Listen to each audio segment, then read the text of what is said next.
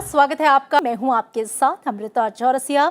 तमाम अहम खबरों पर नजर डालेंगे, लेकिन उससे पहले आप सभी से एक अपील। कोरोना महामारी के खिलाफ पूरा देश एकजुट होकर लड़ रहा है। आप भी हमारे साथ सुरक्षा के एहतियाती उपायों का संकल्प लें। अपना मास्क अच्छी तरह से पहने, 2 गज की दूरी का पालन करें, सुरक्षित दूरी बनाए रखें, साथ ही अपने हाथों को बार बार धोएं।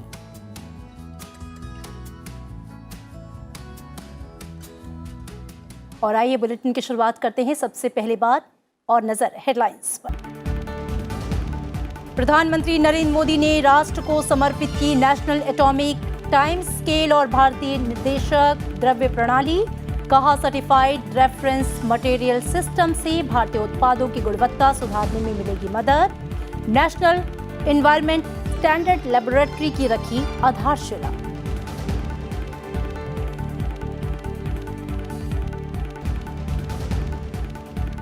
भारत में जल्द शुरू होगा दुनिया का सबसे बड़ा टीकाकरण अभियान।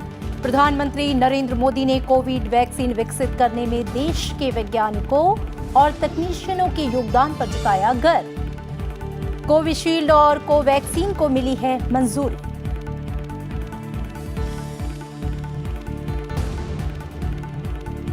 भारत के कोविड वैक्सीन विकसित करने के संकल्पबद्ध प्रयासों ने दुनिया के कई देशों के लिए जगाई उम्मीद। उपराष्ट्रपति एम वेंकैया नायडू ने स्वदेशी वैक्सीन को बताया आत्मनिर्भर भारत की भावना के अनुरूप। कहा, भारतीय टीके से पूरी मानवता का होगा फायदा।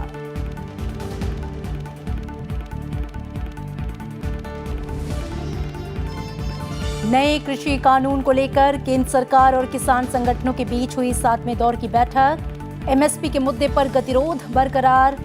8 जनवरी को होगी अगले दौर की वार्ता।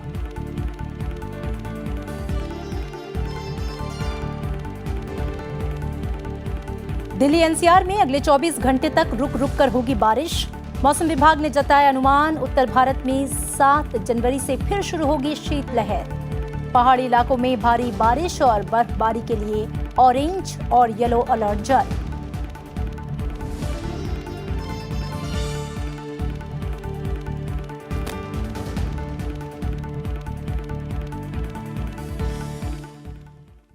प्रधानमंत्री नरेंद्र मोदी ने आज राष्ट्रीय माप पद्धति सम्मेलन का उद्घाटन किया। वीडियो कॉन्फ्रेंसिंग के जरिए समारोह से जुड़े प्रधानमंत्री ने देश को आत्मनिर्भर भारत अभियान के तहत नए मानकों की दिशा में आगे बढ़ने पर जोर दिया। इस मौके पर उन्होंने भारतीय निर्देशक द्रव्य और नेशनल एटॉमिक टाइम स्केल राष्ट्र को समर्पित किया और नेशनल एनवायरमेंटल स्टैंडर्ड्स लेबोरेटरी की आधारशिला रखी। The National Atomic Time Scale generating an accuracy of 2.8 nanoseconds to the Bharat अब 1 सेकंड के 1 अरबवें हिस्से तक समय को भी माप सकता है। प्रधानमंत्री नरेंद्र मोदी ने आज जो नेशनल एटॉमिक टाइम स्केल राष्ट्र को सौंपा है, वो भारतीय मानक समय 2.8 नैनो सेकंड की सटीकता के साथ देता है। नेशनल मेट्रोलॉजी कॉन्क्लेव के उद्घाटन के मौके पर प्रधानमंत्री ने कहा कि भारत को अपने प्रोडक्ट को दुनिया में बेहतर साबित करना होगा। आत्मनिर्भर भारत में इसका ध्यान रखना जरूरी है, जिसमें प्रोडक्ट की क्वांटिटी के साथ साथ क्वालिटी पर भी फोकस किया जाए। आज जब देश आत्मनिर्भर भारत का अभियान, इसका संकल्प लेकर के आगे बढ़ रहा है, तो हमें याद रखना है कि इसका लक्ष्य क्वांटिटी भी है, लेकिन साथ साथ क्वालिटी भी उतनी ही महत्वपूर्ण है। यानी स्केल भी बढ़े और साथ साथ स्टैंडर्ड भी बढ़े। हमें दुनिया को केवल भारतीय उत्पादों से भरना नहीं है, ढेर नहीं खड़े कर रहे हैं। हमें भारतीय उत्पादों को खरीदने वाले हर एक कस्टमर का दिल भी जीतना है और दुनिया के हर कोने में दिल जीतना है। मेड इन इंडिया की न केवल ग्लोबल डिमांड हो, बल्कि ग्लोबल एक्सेप्टेंस भी हो, ये हमें सुनिश्चित करना है। हमें ब्रांड इंडिया को क्वालिटी, क्रेडिबिलिटी के मजबूत स्तंभों पर और मजबूत बनाना है। प्रधानमंत्री ने कहा कि किसी भी प्रगतिशील समाज में अनुसंधान अहम और प्रभावी होता है और उसका असर वाणिज्यिक और सामाजिक होता है। उन्होंने कहा कि आत्मनिर्भर भारत के लक्ष्य को हासिल करने की दिशा में कदम बढ़ाने के साथ-साथ हमारे मानक भी ऊंचे होने चाहिए। अब देश के सामने नए लक्ष्य हैं, नई मंजिलें भी हैं। देश वर्ष 2022 में अपनी स्वतंत्रता के 75 वर्ष पूरे कर रहा है। वर्ष 2047 में 2047 में हमारी आजादी के 100 वर्ष होंगे। इस टाइम पीरियड में हमें आत्मनिर्भर भारत के नए संकल्पों को ध्यान में रखते हुए नए मानकों, नए पैमानों, न्यू स्टैंडर्ड्स, न्यू बेंचमार्क्स को गढ़ने की दिशा में आगे बढ़ना ही है। प्रधानमंत्री नरेंद्र मोदी ने पर्यावरण की दिशा में भारत सरकार के कामकाज और उसकी गंभीरता का भी अपने संबोधन में जिक्र किया। उन्होंने वायु गुणवत्ता और उत्सर्जन से जुड़े तकनीक पर दूसरों पर निर्भरता को खत्म करने और इस क्षेत्र में आत्मनिर्भरता के लिए बड़े कदम उठाने की बात कही। आज का भारत पर्यावरण की दिशा में दुनिया का नेतृत्व करने की तरफ बढ़ रहा है, लेकिन एयर क्वालिटी और एमिशन को मापने की टेक्नोलॉजी से लेकर टूल्स तक हम दूसरों पर निर्भर रहे हैं। आज इसमें भी आत्मनिर्भरता के लिए हमने एक बड़ा कदम उठाया है। इससे भारत में प्रदूषण से निपटने के लिए ज्यादा सस्ते और प्रभावी सिस्टम तो विकसित ही होंगे, साथ में एयर क्वालिटी और एमिशन से जुड़ी टेक्नोलॉजी के ग्लोबल मार्केट में भी भारत की हिस्सेदारी बढ़ जाएगी। हमारे वैज्ञानिकों के ही सतत प्रयासों से भारत आज ये उपलब्धि हासिल कर रहा है। ग्लोबल इनोवेशन रैंकिंग में भारत दुनिया के टॉप 50 देशों में शामिल है। अपने संबोधन के दौरान प्रधानमंत्री ने इंडस्ट्री और इंस्टीट्यूशन के बीच सहयोग और ब्रांड इंडिया को मजबूत करने की बात कही। Council of scientific and industrial research national physical laboratory की तरफ से नेशनल मेट्रोलॉजी कॉन्क्लेव का आयोजन किया गया। समारोह के दौरान केंद्रीय मंत्री डॉक्टर हर्षवर्धन भी मौजूद थे। प्रधानमंत्री नरेंद्र मोदी ने स्वदेशी कोविड वैक्सीन बनाने पर भारतीय वैज्ञानिकों की जमकर तारीफ की। प्रधानमंत्री ने कहा कि कोरोना के खिलाफ भारत की जंग में नया साल अपने साथ एक और बड़ी उपलब्धि लेकर आया है। स्वास्थ्य क्षेत्र से जुड़े फ्रंट लाइन वर्कर हो या आम आदमी, आज हर एक का सीना गर्व से चौड़ा है। देश में कोरोना संक्रमण पर लगाम लगाने के लिए लोगों को जल्द ही मेड इन इंडिया वैक्सीन दी जाएगी। आत्मनिर्भर भारत अभियान में भारत की ये महत्वपूर्ण उपलब्धि है।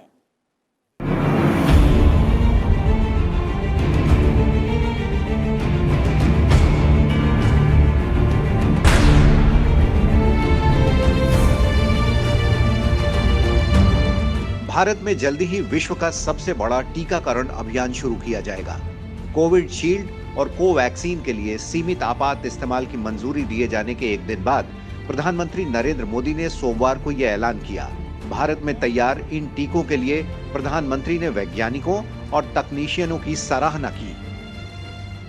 नया साल अपने साथ एक और बड़ी उपलब्धि लेकर आया है।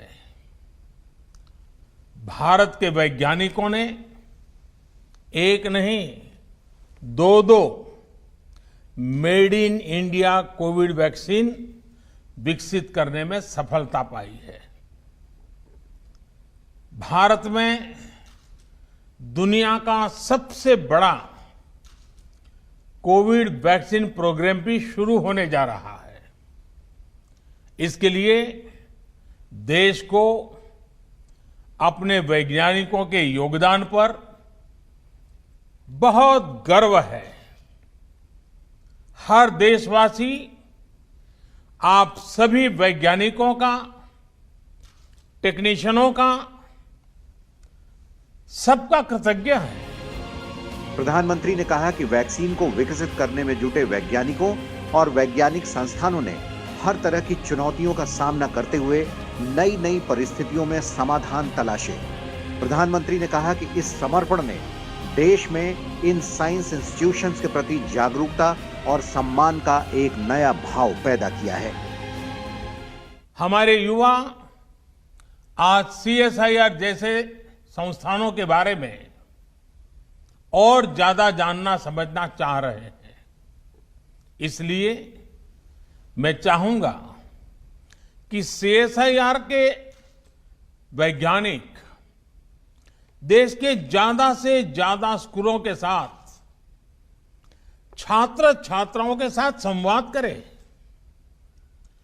कोरोना काल के अपने अनुभवों को और इस शोध क्षेत्र में किए गए कामों को नई पीढ़ी से साझा करें। इससे आने वाले कल में आपको युवा वैज्ञानिकों की नई पीढ़ी तैयार करने में, उन्हें प्रेरित करने में बड़ी मदद मिलेगी। Drugs controller general of India यानी DCGI ने सीरम इंस्टीट्यूट की कोरोना वैक्सीन कोविशील्ड और देश में बनी भारत बायोटेक की कोवैक्सीन के इमरजेंसी इस्तेमाल के लिए रविवार को मंजूरी दी। इससे पहले एक्सपर्ट कमेटी की तरफ से DCGI को 1 जनवरी को कोविशील्ड और 2 जनवरी को कोवैक्सीन की इमरजेंसी इस्तेमाल की मंजूरी देने की सिफारिशें भेजी गई थीं। अब इंतजार है स्वास्थ्य मंत्रालय के उस फैसले का जब वो देश में कोरोना के खात्मे के लिए टीकाकरण अभियान की शुरुआत करेगा। और केंद्रीय स्वास्थ्य मंत्री डॉक्टर हर्षवर्धन ने कोविड वैक्सीन पर उठ रहे सवालों के बीच विपक्ष को जवाब दिया है। स्वास्थ्य मंत्री ने कहा कि कोवैक्सीन को सभी जरूरी जांच के बाद ही इजाजत दी गई है और इस दौरान सभी मानकों का पूरा ख्याल रखा गया है जो दुनिया में मान्य हैं। फेज 3 ट्रायल पूरा होने पर ही इसकी सफलता निश्चित होगी। उन्होंने कहा कि कोरोना संकट से निपटने के लिए हमारे साहस और दृढ़ विश्वास ने हमारे वैज्ञानिकों के विश्वास को बढ़ाया है। The Herculean efforts made by our scientists have finally paid off. And we can see in every field, the whole world acknowledges what India has been able to achieve. You consider any parameter, you will find that India has fared much better than most of the countries of the whole world, including the developed world. Today we have several vaccines that have been developed across the world, 2 of which have been developed at a record-breaking speed and granted authorization in India. And yesterday we enjoyed that privileged moment when the Drug Controller of India had announced to the whole nation and to the whole world, and this authorization got applauded by the World Health Organization within no time. और Covid vaccine पर हो रहे राजनीतिक बयानबाजी के बीच Bharat biotech के chairman Krishna इल्ला का बयान आया है।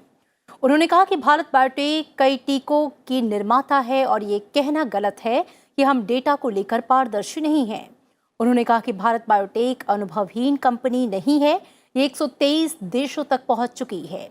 कोविड टीके का ट्रायल भारत, यूके, नेपाल, पाकिस्तान और बांग्लादेश सहित 12 देशों में चल रहा है। कृष्णा इल्ला ने कहा कि कोवैक्सीन को स्वीकृति मिलना भारत में नवाचार और उत्पाद विकास के एक क्षेत्र में मील का पत्थर साबित होगा। ये नवाचार के एक क्षेत्र में एक किक स्टार्ट है और ये राष्ट्र के लिए गर्व का क्षण है। We are not a true Indian company. We are a truly global company. We are doing a trial multi countries in the world that people should not accuse us. We don't know the clinical research experience. And I think, we are touching 123 countries globally. So it's very important for us. What we do in India is a reflection of the globally also. It's very, very important for us. Covid vaccine के आपातकालीन मंजूरी को लेकर विपक्ष की ओर से सवाल उठाने पर बीजेपी ने पलटवार किया है। बीजेपी प्रवक्ता संबित पात्रा ने कहा कि विपक्षी दल गैर जिम्मेदाराना बयान दे रहे हैं। उन्हें हिंदुस्तान पर भरोसा नहीं है, देश के वैज्ञानिकों पर भरोसा नहीं है। इस समय वैक्सीन को लेकर जिस प्रकार की राजनीति हो रही है, उससे दुखद और कुछ नहीं हो सकता। बीजेपी ने कहा कि इसका सीधा फायदा विदेशी ताकतों को होगा। समाजवादी पार्टी और कांग्रेस ने कोविड वैक्सीन को लेकर सवाल उठाया था। तो विदेश के अखबारों में कई जगह छपा हुआ है कि भारत ने इंडिजिनस वैक्सीन तो बनाया, किंतु भारत के अंदर इसको लेकर द्वंद्व हो रहा है। इससे लाभ किसको होगा? इससे लाभ विदेशी ताकतों को होगा, इससे लाभ बाहरी लोगों को होगा। इससे हानि किसको होगा? इससे हानि हमारे देश को होगा, हमारे देश के वैज्ञानिकों के बल को होगा, उनके आत्मबल को होगा, आत्मविश्वास को होगा। आखिर कांग्रेस और ये ऑपोजिशन पार्टी जो भारत के वैज्ञानिक हैं, भारत के साइंटिस्ट हैं, उनके आत्मबल को, उनके कॉन्फिडेंस को तोड़ना क्यों चाहती है? क्या कारण है? और ब्रिटेन में मिले कोरोना वायरस के नए स्ट्रेन से पीड़ित मरीजों की संख्या धीरे धीरे बढ़ती जा रही है। स्वास्थ्य मंत्रालय के मुताबिक यूके स्ट्रेन के 9 नए मामले सामने आए हैं, जिसके बाद से यूके स्ट्रेन के कुल मामलों की संख्या बढ़कर 38 हो गई। दिल्ली के एनसीडीसी में 8 और आईजीआईबी में 11 केस सामने आ चुके हैं। वहीं पुणे के एनआईवी में 5, बेंगलुरु के निमहंस में 10, हैदराबाद के सीसीएमबी में 3 और पश्चिम बंगाल के एनसीबीजी कल्याणी में 1 मामले का पता चला है। नए स्ट्रेन मिलने के बाद से केंद्र की ओर से राज्यों को एडवाइजरी जारी की गई है।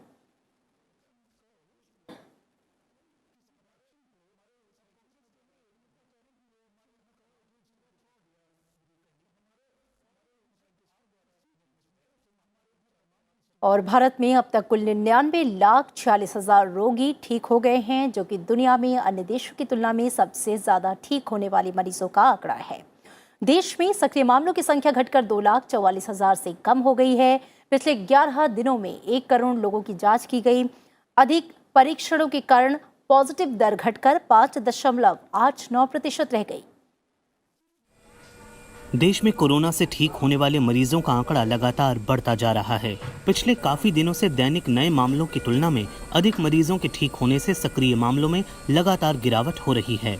रविवार को कुल 16,504 नए मामले सामने आए। वहीं इस दौरान 19,557 मरीजों को अस्पताल से छुट्टी दे दी गई। वहीं रविवार को कुल सक्रिय मामलों में 3,050 मामलों की गिरावट दर्ज की गई है। इसके साथ ही देश में कुल सक्रिय मामलों की संख्या घटकर 2,43,953 रह गई है। देश में मौजूदा सक्रिय मामलों की हिस्सेदारी घटकर 2.36% हो गई है। वहीं कोविड को हराकर ठीक हुए मरीजों की संख्या 99,46,000 को पार कर गई है। रिकवरी दर भी बढ़कर 96.19% तक पहुंच गई है, जो कि दुनिया में किसी भी देश की तुलना में सबसे बेहतर है। पिछले कई दिनों से रोजाना 300 से कम मरीजों की मौत हुई है। बीते 24 घंटे में कोरोना से जान गंवाने वालों की संख्या 214 रही। कोविड की वजह से अब तक 1,49,649 रोगियों की मौत हो चुकी है। फिलहाल देश में मृत्यु दर 1.45% है। आईसीएमआर के मुताबिक अब तक देश भर में करीब 17 करोड़ 56 लाख से अधिक नमूनों की जांच की जा चुकी है। पिछले 11 दिनों में 1 करोड़ टेस्ट किए जा चुके हैं। वहीं रविवार को करीब 7,36,000 नमूनों की जांच की गई। कोरोना की सख्त गाइडलाइंस के बीच कई राज्यों में स्कूल और कॉलेज खोल दिए गए हैं। महाराष्ट्र में लॉकडाउन के 9 महीनों के बाद 9वीं और 10वीं क्लास की पढ़ाई शुरू हो गई है। कोविड-19 के दिशा निर्देशों का पालन करते हुए स्कूलों को फिर से खोला गया है। स्कूलों में मास्क पहनना, थर्मल स्क्रीनिंग, हाथ धोना और सोशल डिस्टेंसिंग अनिवार्य कर दिया गया है। केरल में भी बंद पड़े कॉलेज और यूनिवर्सिटी को आज से आंशिक रूप से खोल दिया गया है। यहाँ पे 1 जनवरी से स्कूल भी खोले जा चुके हैं, जिसमें 10वीं और 12वीं के छात्रों के लिए क्लास चलाई जा रही है। केंद्र शासित प्रदेश पुदुचेरी में भी स्कूल खोल दिए गए हैं। यहाँ पर 1 से 12वीं क्लास तक की पढ़ाई शुरू कर दी गई है। सरकार के निर्देशों के मुताबिक स्कूलों को 18 जनवरी तक सुबह 10 बजे से दोपहर 1 बजे तक खोला जाना है। इसके बाद इन स्कूलों में पूरी कक्षाएं आयोजित की जाएंगी।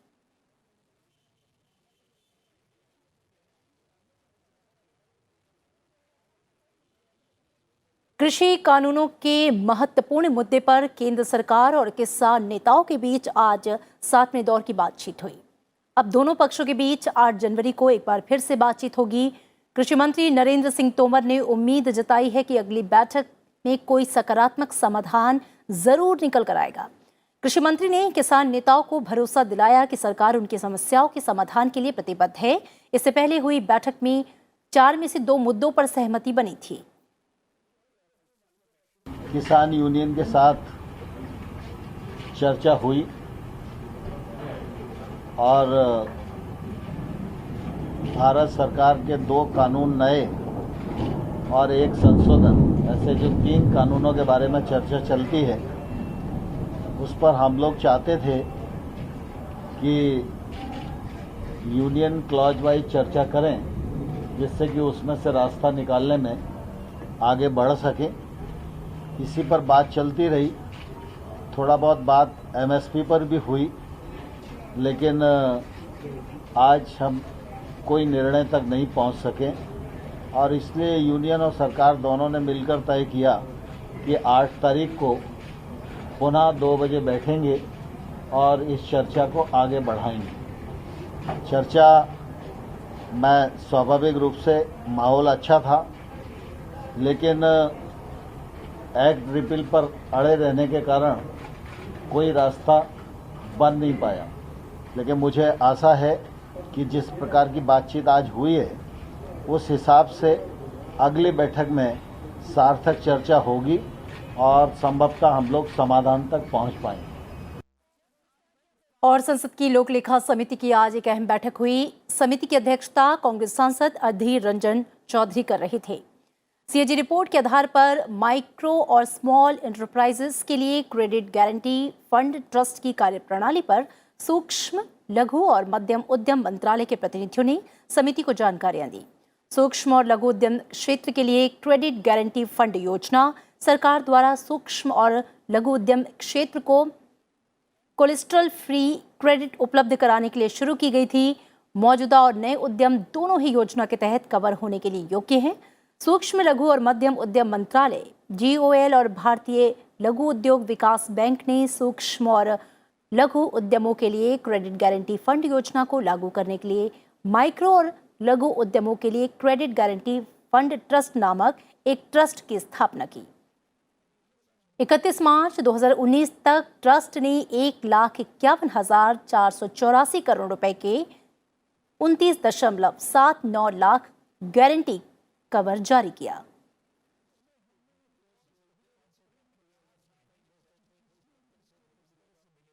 उत्तर पश्चिम भारत के मैदानी क्षेत्रों में 4 जनवरी तक कुछ जगहों पर बारिश की संभावना है।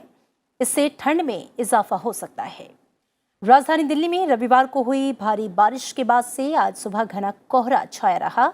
सफदरजंग के पास विजिबिलिटी 10 मीटर से कम रही। दोपहर बाद दिल्ली में कई जगहों पर हल्की बारिश हुई। वहीं पंजाब, हरियाणा और हिमाचल प्रदेश में कुछ जगहों पर आंधी के साथ बारिश हुई। इससे तापमान में 4 से 6 डिग्री सेल्सियस का इजाफा हुआ।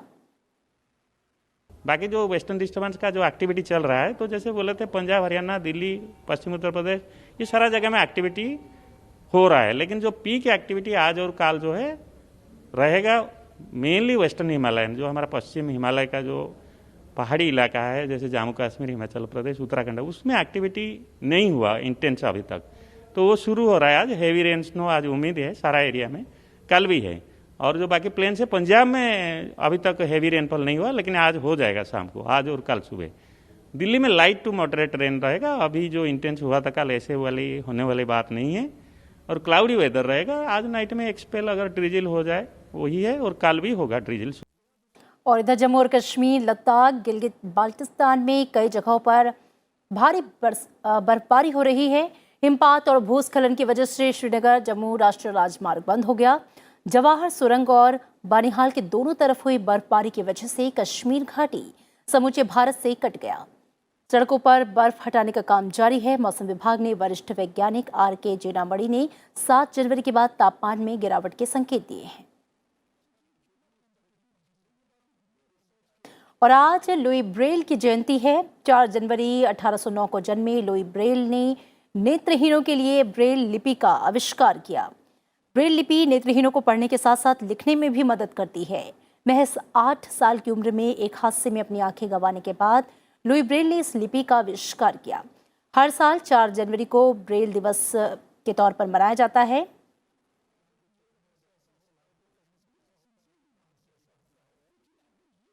प्रधानमंत्री नरेंद्र मोदी कल सुबह कोच्चि मंगलुरु प्राकृतिक गैस पाइपलाइन राष्ट्र को समर्पित करेंगे। ये परियोजना एक राष्ट्र एक गैस ग्रिड के निर्माण की दिशा में मील का पत्थर साबित होगी। और इसी के साथ इस बुलेटिन में इतना ही, लेकिन जाते जाते एक बार फिर आपसे अपील। कोरोना महामारी के खिलाफ पूरा देश एकजुट होकर लड़ रहा है। आप भी हमारे साथ सुरक्षा और एहतियाती उपायों का संकल्प लें। अपना मास्क अच्छी तरह से पहनें, 2 गज की दूरी का पालन करें, सुरक्षित दूरी बनाए रखें, साथ ही हाथों को बार बार धोएं।